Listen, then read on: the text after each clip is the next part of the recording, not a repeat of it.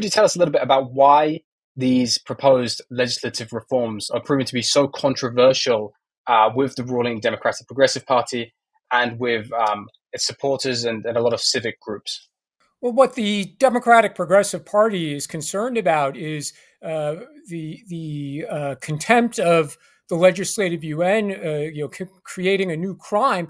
It's targeting government officials from the DPP government. So their concern, which is a legitimate concern, is that DPP government, or government officials appointed by the DPP government will be called into the Legislative Yuan to testify, and the legislators won't like their answers, and they're going to proceed with seeking charges for contempt of the Legislative Yuan.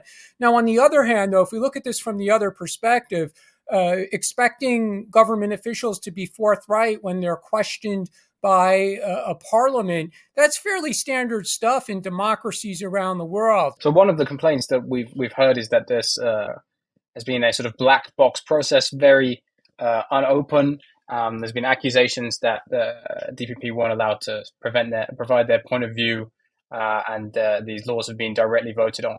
Do you, in your experience, have you seen situations like this before in Taiwan? When there's a majority, they'll try to speed up the legislative processes. So keeping in mind that the Chinese Nationalist Party, or Kuomintang, combined with the Taiwan People's Party, have a majority in the Legislative Yuan, they could do whatever they want. I mean, that's just the nature of democratic politics. The DPP, they enjoyed a majority for 8 years. They weren't always concerned with the feelings of the minority, and that's just the way it is, right? The voters have spoken. For 2 previous elections, the voters were very clear. They gave the Democratic Progressive Party a very healthy majority, and they were able to pass whatever legislation they wanted to.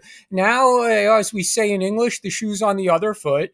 And the Democratic Progressive Party now has a minority in the Legislative Yuan, and their powers are limited. It's the same thing in other democracies as well. In the United States House of Representatives, the Republicans have a small majority. The Democrats can't stop the Republicans in the House from passing legislation or holding hearings and other work of the House. In the U.S. Senate, the Democrats have a small majority, and again, the Republicans, they can't stop the Senate majority Democrats from doing what the Senate majority Democrats want to do.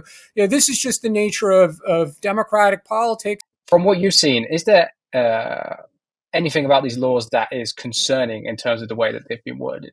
Another aspect of this package is to expand the investigatory powers of the Legislative Yuan.